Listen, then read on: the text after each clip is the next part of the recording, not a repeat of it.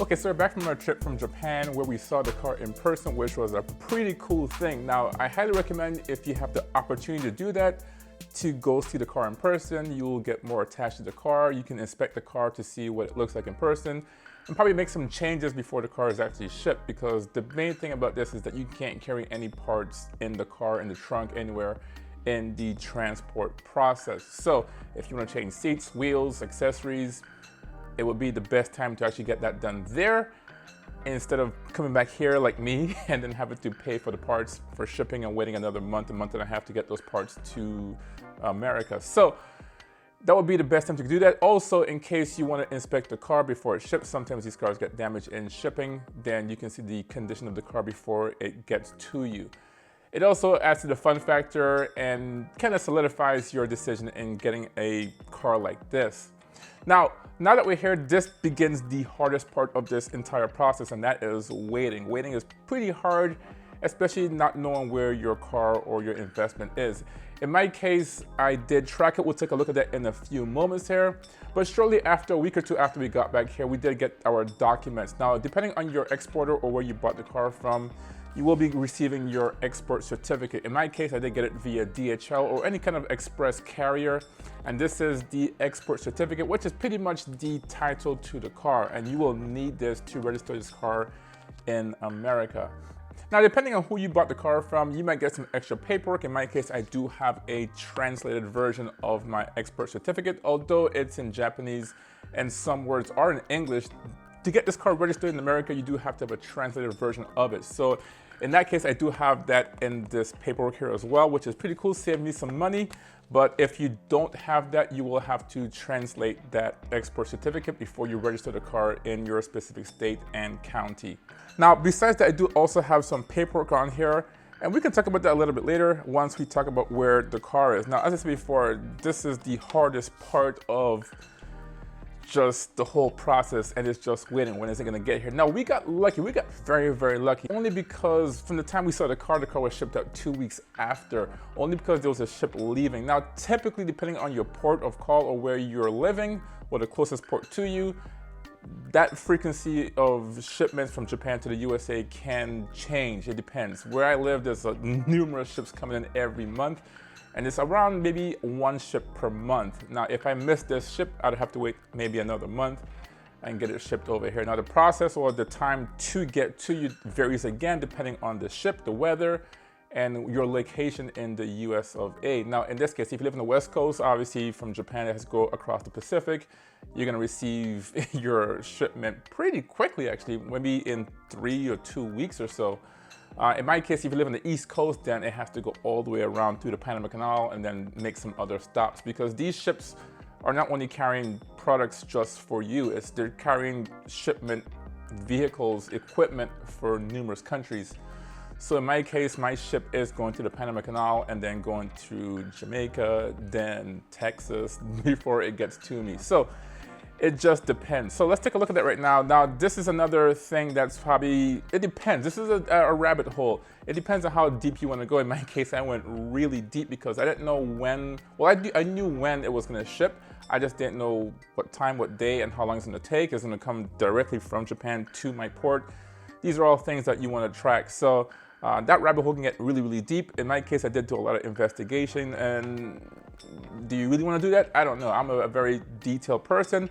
Okay, so here it is. In my case, you can see the track right here is going from Japan, and necessarily for the first stop or port of call is going to be the Panama Canal. Obviously, there's no way to get to the East Coast just by going through this land space. So it makes sense, and this right here is a bottleneck for a lot of traffic. So I don't know how long it's going to stay here, but that is the first port of call. So this is going to be the track right here. Pretty cool. I did track it a few days ago, and a few days ago it was showing right here near Hawaii. So at the time of filming, this thing is still in transit. So let's see here. Let's go to some other stuff right here. This is some footage from previous days. This is my ship right here. It was still near Japan. Now, before they ship the car has to be inspected and cleaned for the Customs and Border Protection. Now, this is for numerous reasons, and the main reason is not to transfer bugs or pesticides or any kind of stuff from one country to another country. You have invasive bugs and stuff that may, invade a different country. So they have to spray it at certain times or certain cases. You do have to get a steam cleaning. So mine did go through all the process, and you'll be paying for that once you export the car as well. Now, once your car goes on a specific ship or boat, the exporter will tell you which boat it is, and you will know because they do have to issue the bill of lading, which tells you when it left and where it's going to, and the car is going to be in your name. Once you have the boat name, you can track it. In this case, there's numerous websites to track this boat. In my case, here's my boat right here. And it depends. A lot of boats have traditional beacons, and it has to be near a actual receiver to track the boat. Or you can go a more fancy route and have some GPS tracking. Now, the boat technology can vary from ship to ship. In my case, my ship does have GPS, which is good, but most of the websites will give you terrestrial or traditional beacon tracking. In this case, it's showing that it was updated 16 days ago. And that's pretty much when it left Kobe right here. Now, as you can see, it's going to the Panama Canal, but the car currently has been in range. It's not close to the North America coast, and it's close enough to receive a beacon or traditional beacon for traditional or terrestrial tracking. In my case, as you can see, it was received 11 hours ago, and as you can see, it's right off like the Baja Coastal Peninsula right here. It's made a long journey, but prior to this, I couldn't track it. In fact, the tracking this is out of coverage right here, and that's very common. Okay, now once it goes further away from land, then you lose that ability to track it, and then you can pay a service, which I did do because I'm picky about this stuff. I wanted to track the entire process of my car, and you can pay for that with GPS. So here's the track of it from the port, from Kobe, passing Osaka, going out to open waters, and that's its current location right here. Marine traffic is the #1 tracking and pretty much the default or the de facto for tracking ships. It is a really good product. There's a lot of options on here. As you can see all on the side here, there's options, and you can change the filters, you can change anything on here, and there's numerous ships on here. In fact, we'll go through it live right now here. There's tons and tons and tons of ships everywhere. All right, so let's go to here before. Here are some of my port of calls. Now, this is obviously gonna change based upon your specific ship. My ship left Nagoya. In fact, that's where my car left, was out of Nagoya, then went to Kobe, and then it went to the open waters. And then, as I said before, it's gonna go to Jamaica, then Texas, then eventually to Florida. So let's take a look and see where it is currently right now. This is a few days ago. I'll refresh it right now. I said before, I usually checked it. And as you can see, this here is the Hawaiian Islands. Here it is right here. And that kind of matches up with the previous website that says near the Baja Peninsula right here. So this was a few days ago. It shows you the progress, and this is just to the Panama Canal. This is the total distance for the voyage. The distance is travel, so it's done more than halfway to get to the Panama Canal. And as you can see right now, it says 5772. This is a few days ago. So when I refresh this page right now, that number is going to go up. So I just want to show you how detailed this is. And at the time when I saw this, as you can see, it was being tracked via satellite, and that was updated 3 minutes ago. So with the updated version via tracking via GPS, you do get more accurate and more frequent updates. So let's see where it is right now. So we said 5772. Let's refresh the page. All right, 5772, and now it's showing 6029. So that's where it currently is, and that was received. That position was received 5 minutes ago. So let's zoom out here a little bit to see how close it is, and sure enough, there it is. So it's done a pretty long journey on here. So I can click on this right here, and it will show you a much bigger picture of where it's at.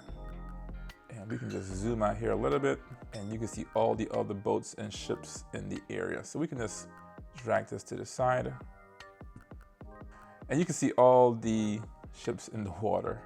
I mean, there's tons of ships crossing the Pacific, going from South America to somewhere down here, maybe Australia or maybe New Zealand.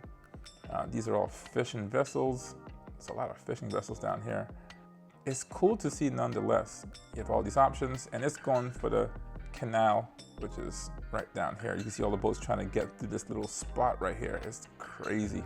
So it's pretty cool. You can see the details, which we saw earlier. You can see the past track, you can see the route forecast, but let's look at the past track right here.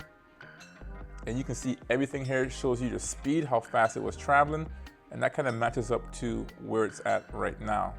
Pretty cool. Now, my stuff should get here within the next 3 weeks. So that's pretty cool. Once that's over, I'll just cancel the subscription for the satellite tracking, and that's that. So it's pretty awesome. You can track this throughout, and this is the hardest part. You try not to focus too much about this, only because it's gonna drive you really crazy. And that's what I'm trying to do. So I try to check this at least every 2 days. As I said before, it was showing 57 or 50 whatever miles travel, and now it's showing 6,000 miles travel. So I'm not checking it every day because it's gonna drive you crazy. But it's cool to see where your car is, because hopefully this is a big investment. Now, besides that, in anticipation of the car, since I can track it, there are some stuff that you have to do in the background, and I can make a separate video on that. In fact, I might make a separate video on all this paperwork, but you do want to start prepping for the car to come in. Now, at this point, you do want to get all this stuff ready for the customs. Obviously, you're going to have your bill of lading. You do need some other forms. We'll talk about that a little bit later, but at the end of the day, it appears that you will still need a customs broker to get your car from customs, to do some paperwork. I think the way the system is rigged or made is that you still have to get one eventually. If I could have done it myself, I would have done it myself, but it's impossible. So some of the forms here I'm working on, since I know I have to deal with it, is pretty much the EPA form. Now this is going to be exempt because this is a older car, and it talks about some of them right here. We'll talk about that a little bit later, and that's code E. It's going to be hard to see on here, but that says vehicle is at least 21 years old and exempt from EPA emissions and stuff like that. Then you also have a DOT, which I have one right here, form, and that has to be filled out as well. So these two forms have to be filled out. I know that for a fact. But if you do, and I do suggest, I'm sure you will get one, a custom broker, they will probably help you with these forms and take care of it. I just took the liberty to research this on my own and see what I needed. In addition to that, you will need your bill of lading. Obviously, I have mine right here. I won't show that on camera. And then obviously your export certificate and the translation for registration. So that's cool. Now, in preparation of that as well, I'm also trying to figure out, you have to figure out pretty much how to get your car from the port to your DMV or to your house. In my case, I thought about driving the car, but they won't let you leave the port. Obviously, it's a government or federal port. They're not gonna let you leave there driving the car illegally. So you have to find some kind of transportation, whether it be a truck, a tow bed, or some kind of transportation service to get it out of there to the DMV to get registered or whatever. So that's what we're figuring out right now, and then we'll go from there. So present day, this thing is still over the Pacific. I just wanted to give you guys an update of what this process really looks like in real time, opposed to just saying, oh, you'll need this and you'll need this, and you have to wait. These are some of the things that go through your head, some of the things that you want to consider. Obviously, like for me, this is my first time doing this.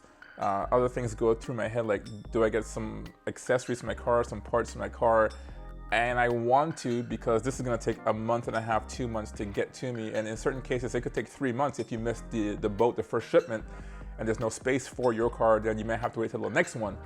And then it takes another month and a half to get to you. So in my case, it worked out, time-wise, but I don't want to buy any parts for my car, only because I have a lot more paperwork to do for this car. Export fees, broker fees, registration fees, and taxes to register this car. So I don't want to put any money into parts until I have the car. Now, depending on what car you bought, it may be in good shape or it could be in bad shape. So if you have a car that's in bad shape, it needs part, then you can go get some parts.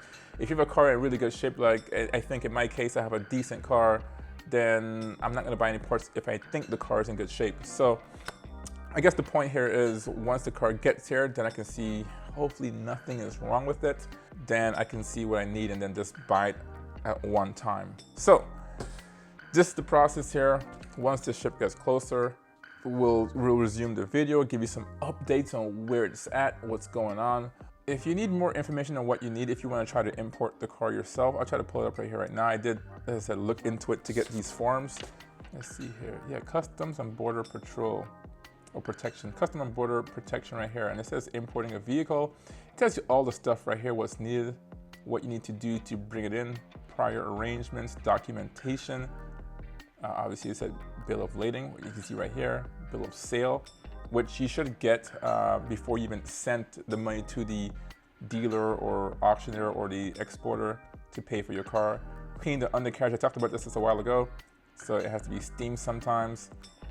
Have your car steam sprayed or cleaned thoroughly before shipment. Duty, the costs, we can talk about a little bit later. Since I don't know my total cost yet, I do have an estimate. I don't know how much it's gonna cost, but most likely it's gonna be 2.5% of the value of the car you gotta pay. That's your duty for entry. For a truck, it's a little bit higher, 25%. Yikes.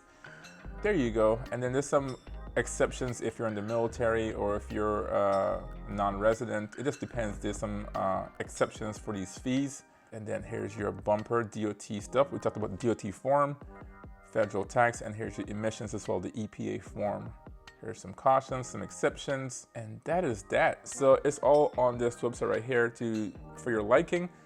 As I said before, I don't know much about the whole customs part of it because that requires a customs broker. But for the most part, here are your forms. So anyways, let me know what you think about this video. Was it helpful to you? If it brought you any kind of information or progress on my car, hit that like button or leave those comments down below and I will try to help you. Obviously, this is something that is going to be a resource for some time to come, especially now since a lot of people are bringing in these cars into the country and looking for ways or information on how to do that the correct way. Now, if you want to see any updates on my progress or any further updates to help you with the importation process, hit that subscribe button there for you to be notified whenever I do drop a new video. So thanks for watching, and I will see you in the next one. Peace.